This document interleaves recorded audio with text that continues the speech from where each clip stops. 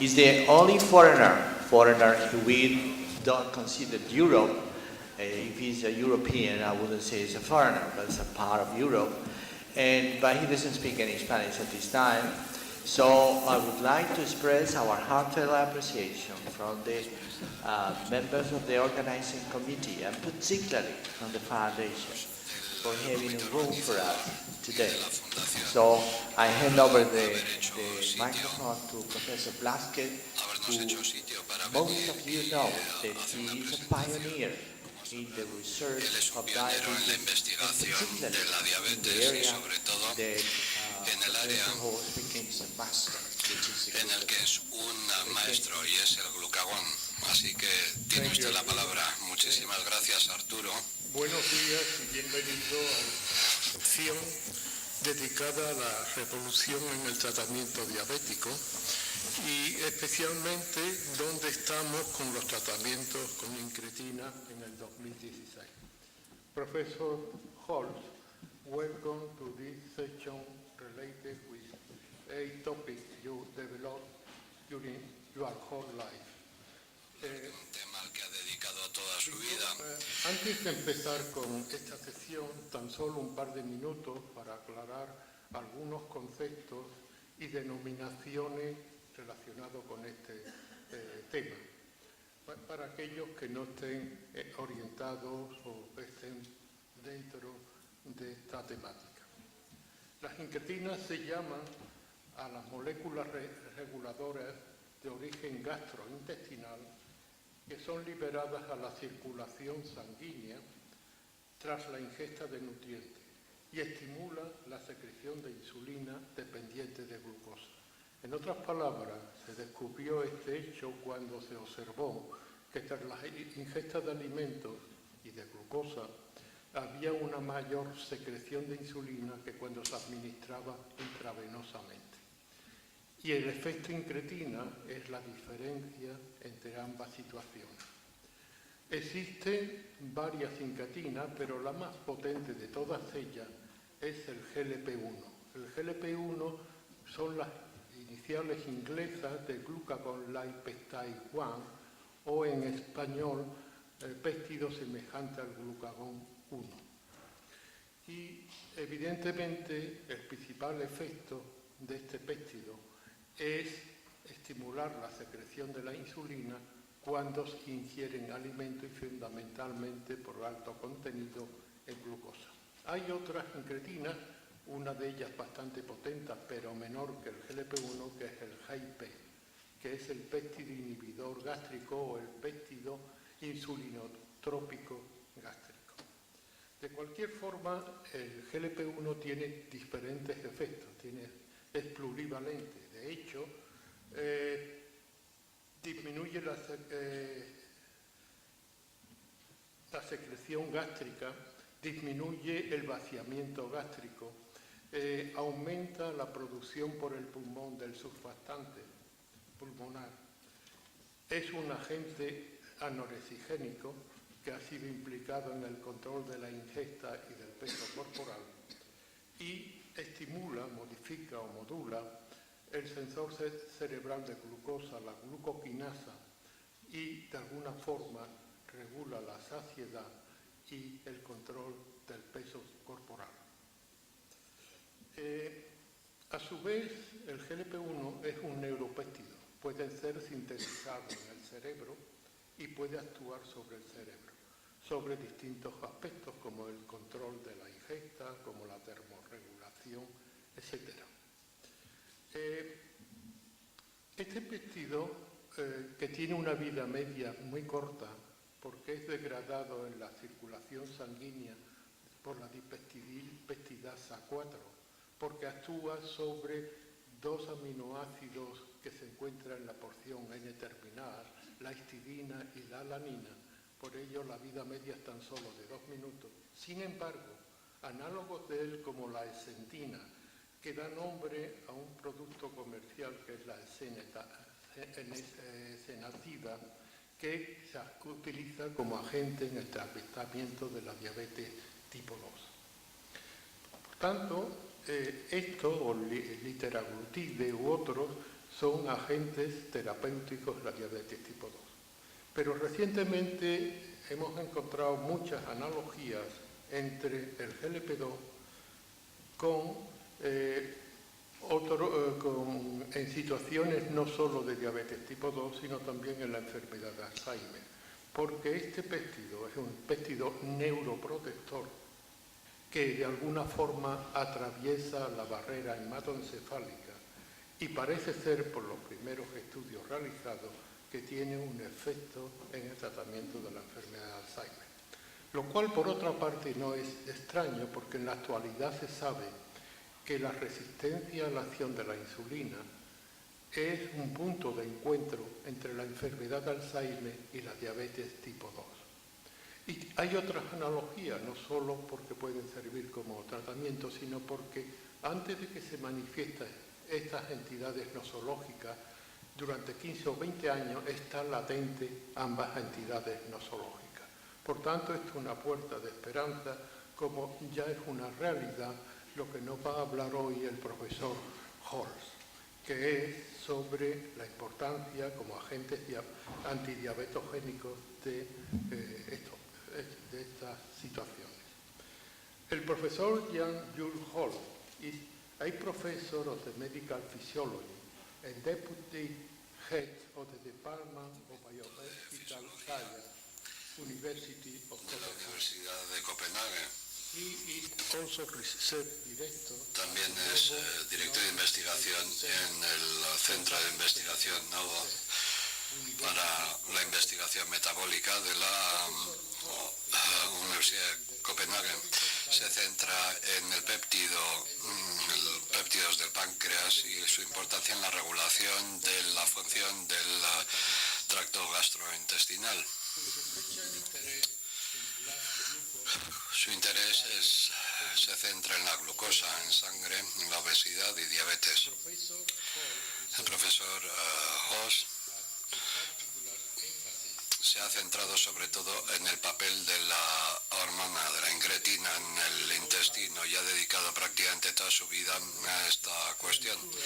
Estoy seguro de que vamos a disfrutar muchísimo de su presentación.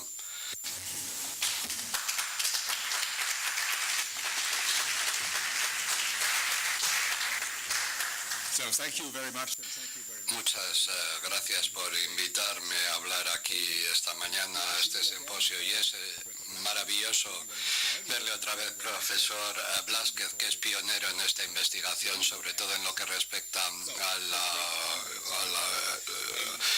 la parte cerebral, digamos. Se me ha pedido de que hable de dónde nos encontramos en este momento con los tratamientos de la diabetes. Y es interesante esto, teniendo en cuenta la naturaleza de esta agenda, porque hay algunas cosas muy interesantes que han ocurrido en los últimos meses.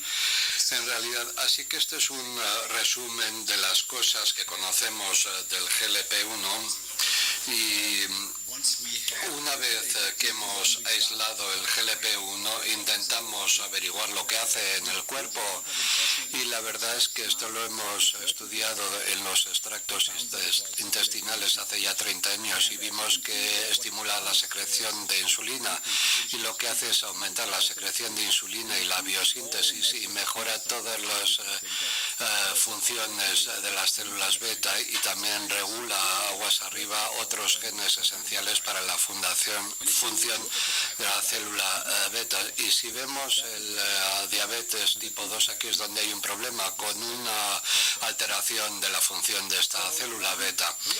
También tenemos una reducción en la masa de células B en la diabetes tipo 2 y hay varios estudios que muestran que el GLP-1 puede inhibir la apoptosis, sobre todo la que inducen las citoquinas, y esto es cierto también en las células beta en humanos. buenos. Y luego tenemos la hipersecreción del glucagón en la diabetes tipo 2. Y aquí tenemos una acción muy interesante que es la inhibición de la secreción de glucagón. Y luego también tenemos la obesidad.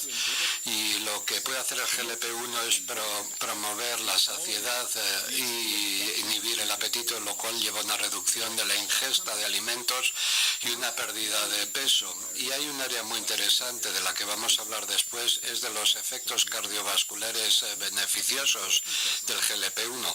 Hay que ver si importan, si es bueno esto, y también tenemos una influencia en la resistencia a la insulina, seguramente no directamente, pero regulando los otros factores que influyen en la sensibilidad a la insulina, sobre todo el peso corporal y la grasa, y también tiene una acción en la resistencia a la insulina. Así que está claro que el GLP-1 tiene un potencial muy interesante en el tratamiento de la diabetes tipo 2. Así que las terapias entran en dos clases. Uno son los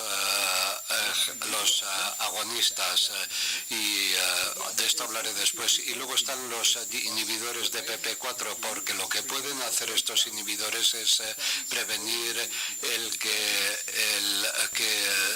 se disrumpan. Y los inhibidores también previenen la descomposición de la hormona GIP, y esto es bueno. Así que esto es lo que ocurre.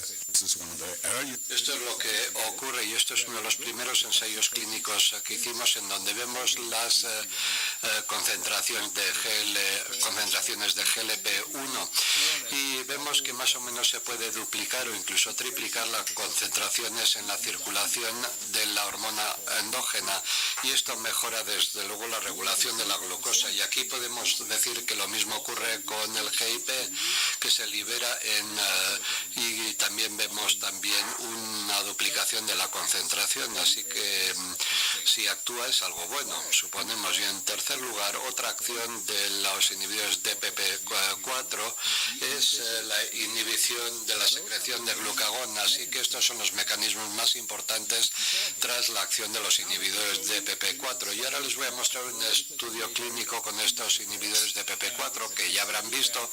Es un estudio en donde sitagliptin se combinaba con metformin en diferentes dosis, y aquí tenemos, por ejemplo, 50 miligramos por día.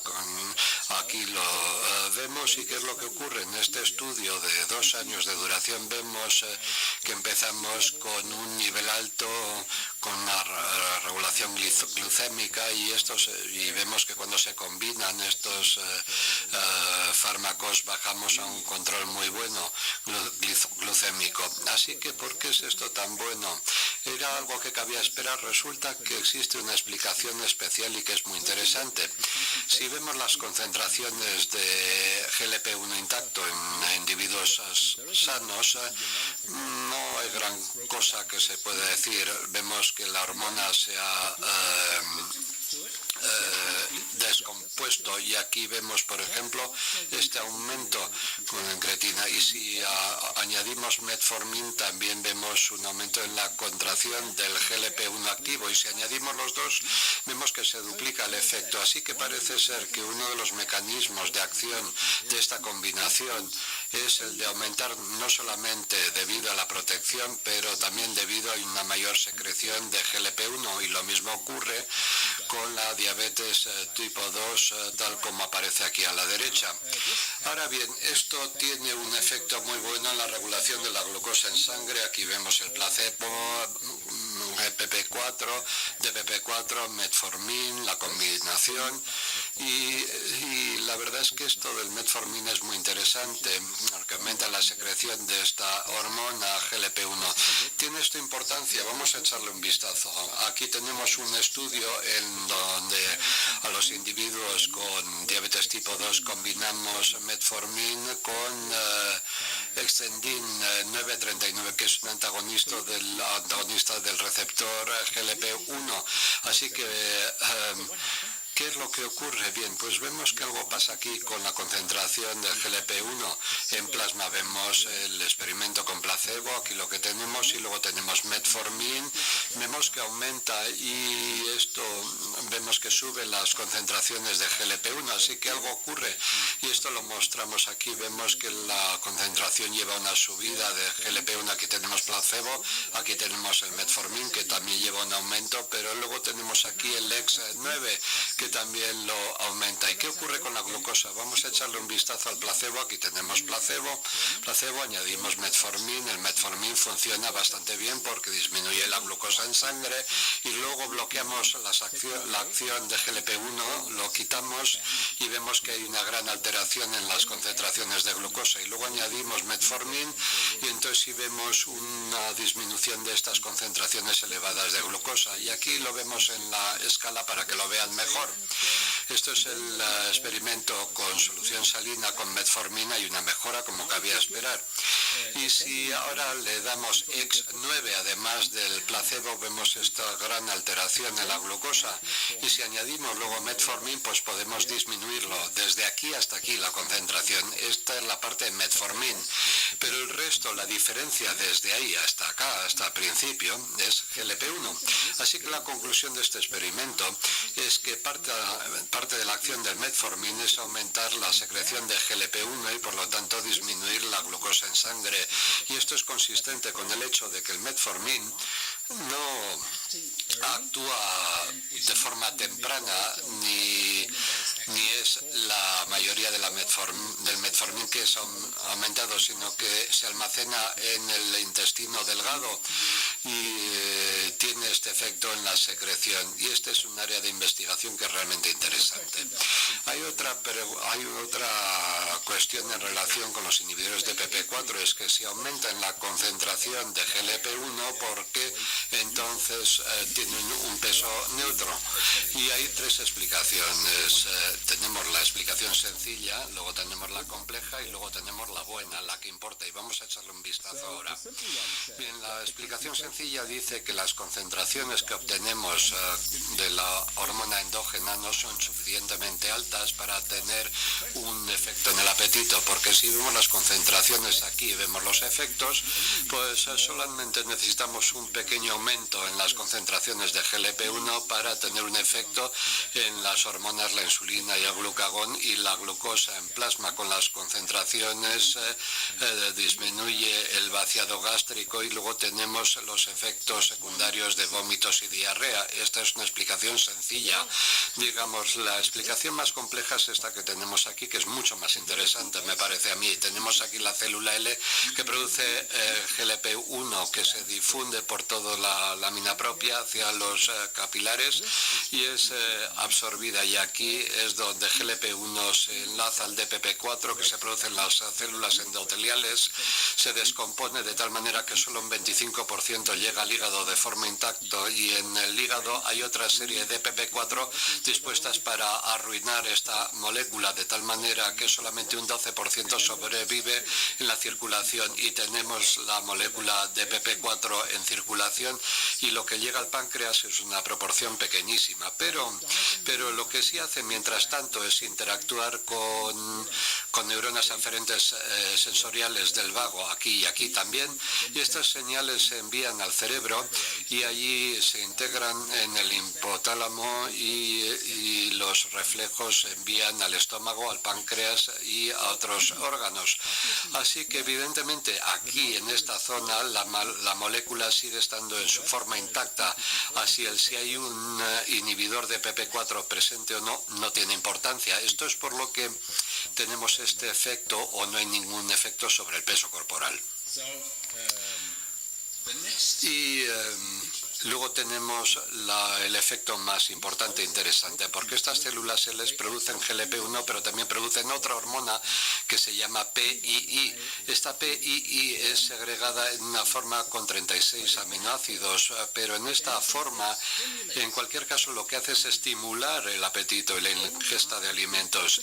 Solo es después de que el DPP4 la descomponga a 3 a 36, que entonces actúa sobre el cerebro para para inhibir la ingesta de alimentos. Así que si tratamos a la gente con un inhibidor de PP4 tenemos esta cantidad de 3 a 36 de la hormona activa en origen, pero si actuamos al principio en el tratamiento podemos reducir la forma activa de PII de una forma muy marcada. Esto es por lo que cuando combinamos o cuando damos un inhibidor de PP4 vemos un aumento del nivel de GLP-1 que inhibe el apetito, pero se pierde la actividad de PII que deja de actuar, y esta es la explicación más importante, creo yo. Los inhibidores de PP4 son interesantes porque tienen una buena tolerabilidad. Hay un gran número de análisis que muestran los efectos tan buenos y los efectos secundarios benignos, y luego tenemos ensayos también en lo que respecta a la seguridad cardiovascular y muestran que no hay un mayor riesgo cardiovascular cuando se emplean, con lo cual son muy benignos. Bien, y luego tenemos el estudio TECOS, que es uno de los estudios más importantes, con 14.671 pacientes con un perfil alto de riesgo cardiovascular, y aquí vemos que no hay ningún aumento del riesgo durante la terapia, no hay ningún aumento del riesgo con el tratamiento con este fármaco, con lo cual los resultados están muy bien. Y esto es lo que ocurre en lo que respecta al tiempo hasta la primera hospitalización por insuficiencia cardíaca. No hay diferencia entre sitagliptin y placebo. Esto es interesante porque hay 3 estudios, y en uno, Sabor-Timi, que estudia en donde sí se ve un aumento en el riesgo de hospitalización por insuficiencia cardíaca con Sabor-Timi. En el otro estudio hay un aumento, pero no tanto, y entonces y luego a la gente les divierte hacer un metaanálisis con los 4, y esto es interesante cuando estas cosas se pueden comparar, pero estos son inhibidores completamente diferentes que no se pueden comparar. Este no tenía ningún efecto en lo que respecta a la hospitalización por insuficiencia cardíaca, con lo cual es interesante ver lo que dice TECOS cuando dice que con algunos inhibidores no hay ninguna influencia en la insuficiencia cardíaca y con otros sí. Bien, y ahora vamos a pasar a los análogos GLP-1, y aquí tenemos una serie de análogos, y aquí tenemos los de corta duración o corta acción porque se eliminan pronto, y esto se hizo adrede. Tenemos el lisenatide, el exenatide, y luego tenemos el de larga duración, que es el que queda, y se ha alargado la actuación con diferentes técnicas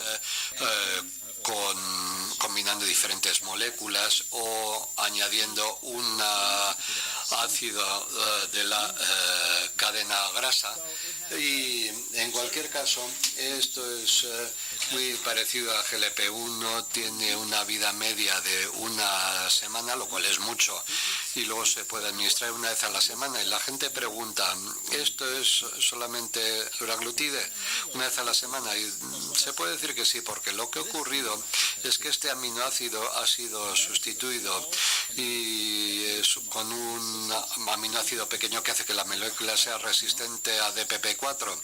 El anterior no era resistente al DPP4, y esto es una mejora, pero por otra parte tenemos molécula con este ácido graso que es diferente, es un C18 y es un diácido comparado con el otro, y realmente esto no cambia la naturaleza de la molécula, sino que solamente cambia la farmacocinética de la molécula. That molecule is now being developed for oral use. And that is possible because you can co-formulate it with something called SNAC here from the Hemisphere company. It's a caprylate. And if you do that, you get a very rapid absorption, actually from the stomach. And if you then dose daily, you get a very rapid absorption of something that has a very prolonged survival in the body. And that means that even if you have a low bioavailability and a variable bioavailability, all you have to do is to top up a little bit every day, a daily dose, and then it really doesn't matter how variable it is and how much you actually get. So the plasma levels are relatively constant because of the very long half-life. So here are some of the data that were presented here in Munich at EASD very recently. 600 patients with type 2 diabetes, A1C levels of 7.9, weight 92 kilograms. They were treated with ascending doses here, or with different doses as shown here, for 26 weeks. And they were then compared to semaglutide in the subcutaneous version. It gave a 1.9% reduction from 7.9, which is quite fantastic. And you had a reduction of 0.7 up to minus 1.9, the same as the subcutaneous dose, placebo 0.0. And there was a weight loss, a maximum weight loss of 6.5 kilograms. There were the usual gastrointestinal side effects. So the conclusion is that it's actually possible to devise an oral therapy, and there's now a huge phase 3 program underway. So perhaps in a short time, we will have an oral GLP-1. It is in the subcutaneous version, as you can see here. It has been looked at in all of these phase 3 studies, the SUSTAIN trials, and you can see that the A1C reductions are very powerful in each of these phase 3 studies. And also, it has a very pronounced effect on body weight, stronger than liraglutide, absolutely stronger than liraglutide. So it is really a powerful molecule. There are also other interesting attempts out there. Here is the ITCA 650 from the company Intarsia. And what this is really an osmotic mini pump. Those of you that have worked with rats and mice know that you can buy Alset osmotic mini pump.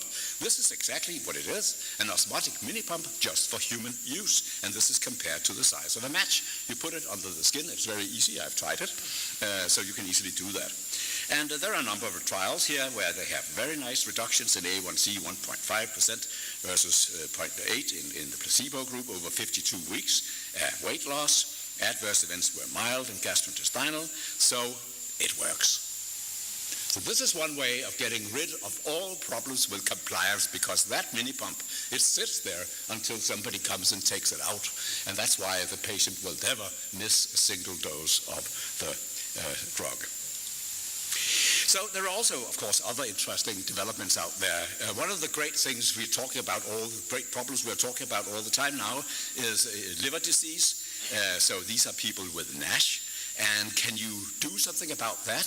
So here is a 48-week study with liraglutide in patients with NASH, showing a very significant improvement. So this is the resolution here, or this is worsening of fibrosis, which is reduced very much with liraglutide. So it is possible to do something here. We need to analyze what the mechanism is exactly, but it's not clear what it is yet. But it does work. Now, brain. Why do I put this up? That's because I'd like to talk about appetite, because GLP-1 inhibits appetite, and therefore, as I said, also body weight. And here's a huge study which was called Scale 1, which came out last year, where liraglutide is used compared to placebo to see if you can reduce body weight in people that are obese but do not have diabetes. On the other hand, there was a similarly large group, thousands of people, with pre-diabetes. So this is design and what happened then to body weight. And you can see here what happened. The placebo group up here, the liraglutide group down here. And actually, as you can see, this is a weight loss of, 9 kilograms or something like that. It should, of course, be reduced by placebo because these people were also receiving advice and so forth. But it's still a very nice weight loss. It's one of the weight losses that the patient would really like to have. And here's the group with prediabetes, exactly the same weight loss. But now comes the important part. So in a group like that with prediabetes, you would expect some of those to develop diabetes during the trial. And sure enough, they do. But those on liraglutide, they do not. So there's an 80% reduction in the incidence of new diabetes in this trial.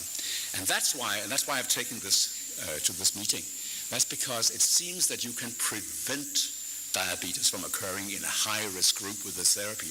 And where do we need that? We need that in particular in the young obese individuals that develop complications and develop diabetes very rapidly and have them in very severe amount.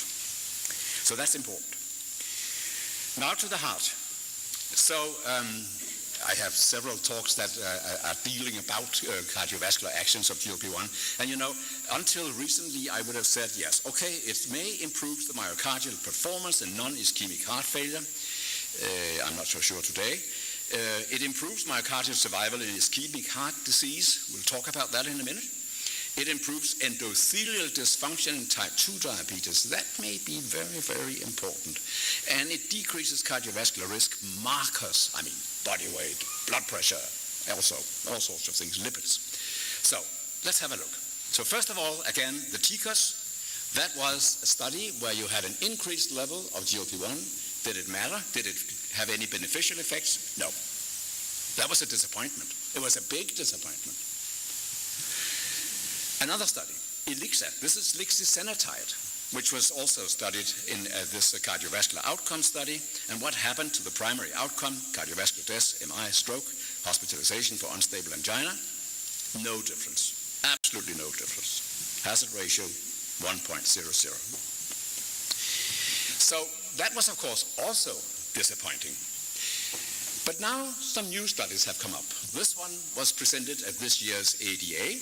That's the LEADER study with liraglutide, studied in more than 9,000 people over 3.5 years as a minimum, up to 5 years. And here we have the primary outcome. So here there is a significant 13% reduction in the risk of the primary outcome, which was cardiovascular death, non-fatal myocardial infarction, non-fatal stroke. So this is more or less the first time that a real classical anti-diabetic agent shows this. I'll come back to some of the other examples in a minute. So this was, of course, extremely interesting. So very significant for non-inferiority, but actually very significant also for superiority. Cardiovascular death here, again, very significant reduction of 22%. Now, this, of course, should be compared with one of the other sensations, and this was the sensation from last year's EASD in Stockholm, and that's the IMPEREG study, where empagliflozin was studied in a similar cardiovascular outcome study. So here we have the primary outcome in that study, a 13% reduction, also in that study, exactly the same. Also a large reduction in deaths from cardiovascular causes, deaths from any cause, a 32% reduction. And a hospitalization for heart failure, very large reduction. And when this happened, I don't know how many of you were present in Stockholm, but it was a fantastic day. I think it's the greatest day in my life as a scientist. We were all shouting and roaring and jumping up on our seats because this is a fantastic result. Now let's have a look at empagliflozin, the IMPEREG study, and liraglutide. And here we have the outcome studies. You can discuss whether something happens here in the beginning or not, but you will agree that they look very similar and they have exactly the same endpoint. If you look at the 3-point MACE, here you have it in IMPEREG, here you have it in LEADER, very similar. Cardiovascular deaths, very similar. Non-fatal MI, some effect in both of them, not significant, but still. Non-fatal stroke, here with IMPEREG, we're on the other side. Whereas with LEADER, we're on the right side, although not significant. So what is it that happened in the empagliflozin study? And that can actually be seen in the data, in the supplementary data in that New England Journal of Medicine paper. And if you have a look at it, this is what happened. So have a look at hematocrit, an increase of no less than 5%. That's a huge change in extracellular volume we're talking about here. So what really happens in the empagliflozin study was that people got all the usual attacks, their strokes and their myocardial infarctions, and their heart failure, but they lived longer, they survived them. And they survived them because of this hemodynamic effect. That's the important message.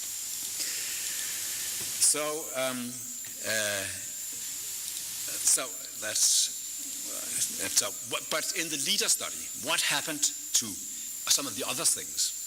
What happened to A1C? Of course, there was a large reduction. So this was an outcome study. This was a double-blind outcome study. In principle, the two groups should have had the same glucose. But those in the control group, they couldn't make it because liraglutide is so potent on glucose. So there's a big difference in glycemia. And what about the weight? Of course, there's a huge reduction in the treated group with with liraglutide and not in the placebo group because there is no action of the other substances there. So what happened instead in the placebo group was that they increased their use of sulfonylureas and insulin. And can we remember what happens if you intensify therapy with insulin and with sulfonylureas? That was done in the ACCORD study. And what happened? It was stopped prematurely because of increased mortality. Mortalidad, y eso es lo que pasó en el estudio. Eso es lo que sucede aquí. Una posibilidad es que, de hecho, es un tratamiento intensificado en el grupo placebo, que es una de las explicaciones importantes. Pero luego tenemos, en septiembre en Múnich también, el ensayo SUSTAIN 6 con el glutide similar, resultados cardiovasculares, miles de personas, 2 años, y esto cambió de alguna manera la situación, porque aquí vemos resultados primarios una vez más, con el mismo estudio que antes, pero aquí vemos 26% de mejora. En infartos de miocardio, 26% de mejora. Ictus no fatal, reducción muy significativa.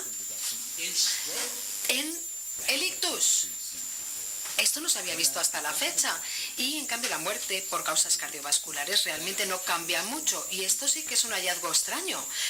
Y luego vamos a hablar más claramente con la gente que hizo estos estudios para ver a qué se refieren cuando se habla de muerte por causas cardiovasculares. En fin, lo que sucedió en este estudio con hemoglobina glicada fue una enorme reducción. ¿Qué sucedió con el peso corporal? Enorme reducción. Hipertensión, enorme reducción. Revascularización durante el ensayo, enorme reducción también. Para resumir todos estos resultados cardiovasculares que tenemos aquí, aquí tenemos el MACE-3, una reducción importante, pero ¿de dónde ha salido? No de aquí, ¿no? Puede que se deba al infarto de miocardio, porque es el mismo valor que tenemos aquí, pero también debido a la mejora importante en el ictus, también debido a la revascularización, como vemos aquí. Así que, incluso más, vemos también un efecto importante en nefropatías nuevas o que empeoren, un 50% de reducción. Tenemos un enorme rango, por tanto, de efectos beneficiosos. Y ahora llegamos a la parte de las conclusiones. El DPP4 son unos inhibidores de los que he hablado hoy que son seguros, especialmente efectivos con metformina. Eso es muy interesante. Ya he dicho que el GLP-1 puede estar involucrados en las acciones de la metformina. Es el mensaje que espero que terminen sacando como conclusión, y estoy convencido que es una explicación fantástica. Algunos de los agonistas de GLP-1 más nuevos tal vez sean más efectivos. Y hay una preparación oral y sostenida que se está preparando, que está en marcha, por así decirlo. Los primeros agonistas de GLP-1 han sido aprobados para la pérdida de peso y son muy prometedores para la prevención del diabetes. Comparado con lo que teníamos hace 30 años, es fantástico. Y luego tenemos estos ensayos a largo plazo en 12.000 individuos de alto riesgo. En los estudios LEADER y en el SUSTAIN se ha demostrado una reducción importante de riesgo cardiovascular, y lo más importante es que tal vez se deba a sus acciones antiaterogénicas. Muchas gracias por su atención.